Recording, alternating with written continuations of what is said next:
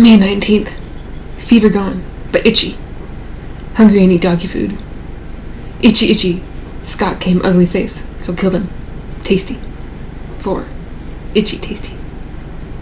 Hi guys, welcome to my first ever book review and a video game novelization review to boot.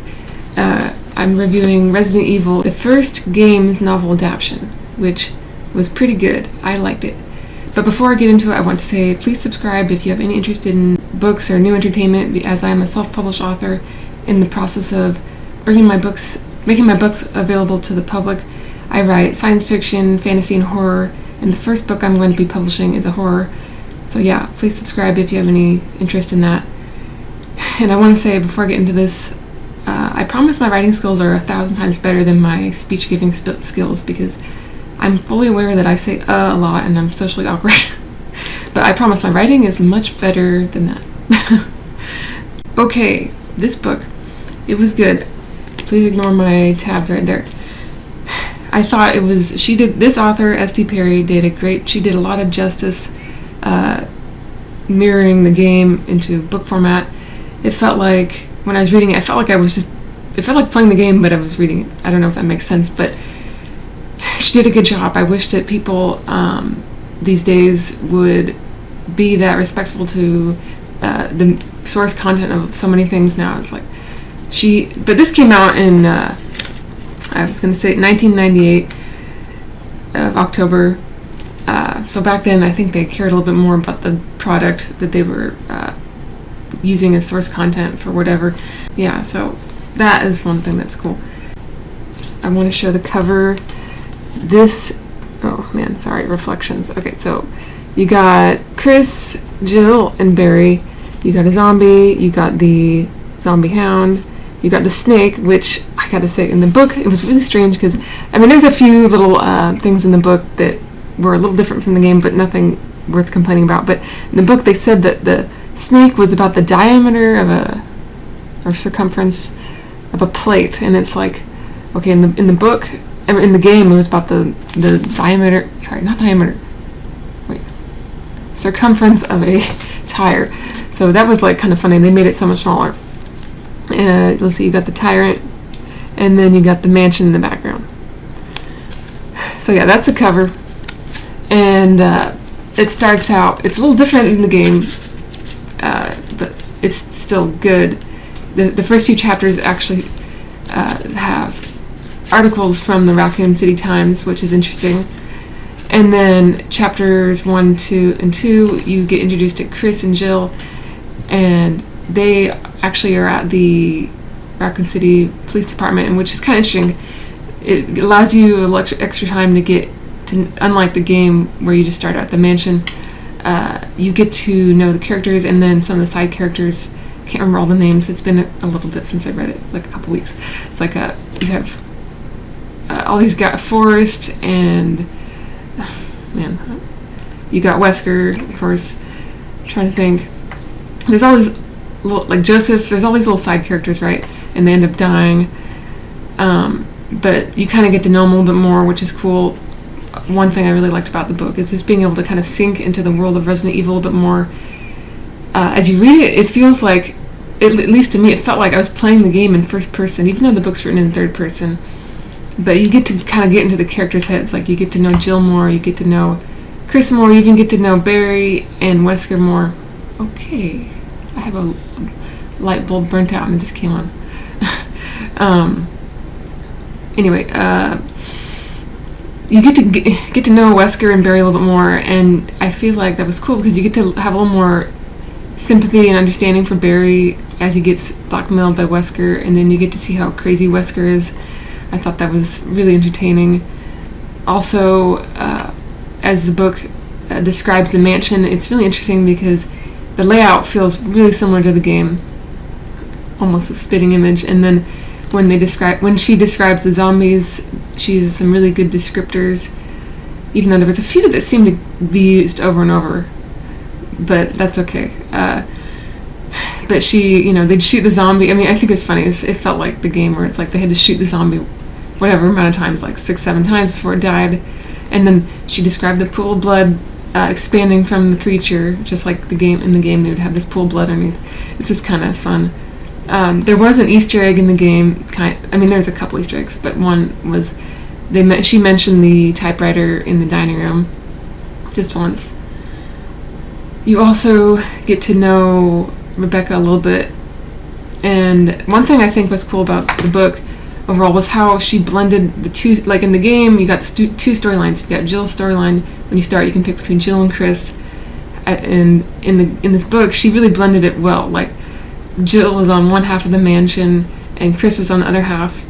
And it kind of made me just think, oh man, it'd be cool if the game was like this, where it was actually kind of these two storylines were blended rather than each their own. But it doesn't matter. But I thought that was cool, and you get to see Chris working with Rebecca much. It's like much more. He's with her much more in the book, unlike the game. But that makes sense because it's a game. It was a PlayStation 1 game, and then they remade it for GameCube, and it was pretty similar. And Jill was with Barry a lot, but Barry was definitely suspicious. But then you got to see little bits from Barry's perspective, and that was pretty entertaining. I want to read this short little passage from Barry's perspective. It has like an example of some of the descriptors they used to describe the mansion, and I thought it was pretty funny. So Barry turned back the way he'd come, wondering how Jill was making out. The sooner they could get away, the better. Barry had never disliked any place as much as he did this mansion. It was cold, it was dangerous, and it smelt like a meat locker that had been unplugged for a week. He generally wasn't the type to frighten easily or let his imagination get out of hand, but he half expected to see some white-sheeted spook rattling chains every time he turned around. I thought it was funny. They said, I liked it smelled like a meat locker that had been unplugged for a week. That was another thing, was the descriptions for the smells were pretty good, pretty spot on. Here's another spot that I thought it was when they described the dogs. I thought it was pretty good. When they first got to the mansion and they get ambushed, basically, and Joseph gets eaten alive, basically. Jill's scream ringing in his ears, Chris drew his weapon and stopped in his tracks, trying to get a clear shot at the raging beasts that were attacking Joseph. Wesker's penlight sent a thin beam dancing over the writhing creatures, illuminating a nightmare. Joseph's body was all but hidden by the three animals that tore at him, ripping at him with gnashing, dripping jaws. They were the size and shape of dogs, as big as German shepherds maybe, except that they seemed to have no fur, no skin. Wet red sinew and muscle flashed beneath Wesker's wavering light, and the dog creatures shrieking and snapping in a frenzy of bloodlust. I thought that was pretty good. So there's just a couple passages. I'm going to read one more, but I just want to move along and say a couple other things. Like, I do have a couple gripes about the book, but nothing serious. I feel like it was just a little rush towards the end, and a few things I thought were there was also too many comma splices, which I thought is a writing sin. And then she used a lot of italics. It was like, okay, a little too many italics. At least for my taste, it's not a big deal. But overall, still, I think she did a great job writing it. I think this lady, S.D. Perry, is a big fan of Resident Evil. I think she really cared. And she made it work. She did a good job at taking the game, the two storylines in the game, and blending them together to make a genuine adaptation. It really does feel like the game. And like I said, you get to sink into it more. You get to spend more time with the characters and get to know the world a little bit more, and at least the world of that first game. And also, like I said, it's kind of like it's written in third person, but it almost feels like you're in first person because you get into the characters' heads more. I wanted to read just the final part, some of the final parts of the book. Let's see. Okay, it's when the tyrant comes to the heliport. Okay, let's see. What the hell is that? It had to be 8 feet tall. Parts of its giant body mutilated and deformed. Its grinning face focusing on them as it stood up. It moved toward them at a slow walk, the massive claws of its left arm flexing. No time. Brad can't land. Yeah, Brad, the helicopter pilot who chickened out on them in the beginning. He's back. Chris targeted the dark, tumorous thing on its chest and fired, pulling the trigger 5 times in rapid succession, 3 of the rounds finding their mark. The other 2 were within an inch of the pulsing redness, and the creature didn't even slow down. Scatter, Barry yelled. The stars split. Jill pulling Rebecca to the farthest corner from the towering monster, Chris sprinting towards the southern wall. Barry stood his ground, pointing his Colt at the approaching beast. 357 rounds slammed into its belly, the thundering shots echoing against the high concrete walls. The creature suddenly sped up, running toward Barry, drawing its giant claw back. And as Barry dove out of the way, the thing swept past him in a running crouch, bringing its claw up as if throwing a ball in her hand. Its talons gouged the asphalt, ripping through it as though it was no more solid than water. As soon as the monster was past, it stopped running, turning almost casually back to Barry, to watch Barry scramble to his feet and fire again. The bullet took out a fleshy chunk of its right shoulder. Thick blood coursed down its wide chest and joined the dripping open mass of its stomach. Overhead, the Alpha copter still circled, unable to land, and there was still no sign that the immense creature felt the injuries. It started its run again, dropping its terrible, inhuman hand down as it went for Barry, just as his revolver clicked on empty. Barry sprinted away, but the charging monster veered with him, and its sweeping claw glanced against his side, tumbling him to the ground. "Barry!" Chris raced toward the creature, firing into its back as it went down over the fallen Alpha. Barry was scrambling backwards, his vest shredded, his eyes wide with terror. And it must have felt the sting of the bullets because it turned, fixing its emotionless stare on Chris. Barry staggered to his feet and limped quickly away. "We don't have any time." Chris emptied the clip, the last several rounds hitting it in the face. Pieces of tooth flew from the creature's lipless mouth, spattering to the asphalt in a rain of white and red. The creature didn't seem to notice as it started to run toward him at incredible speed. Jill and Rebecca were both firing, shouting, trying to turn its attention away from Chris, but it was already fixated, pounding toward him and drawing its claw back. Wait for it.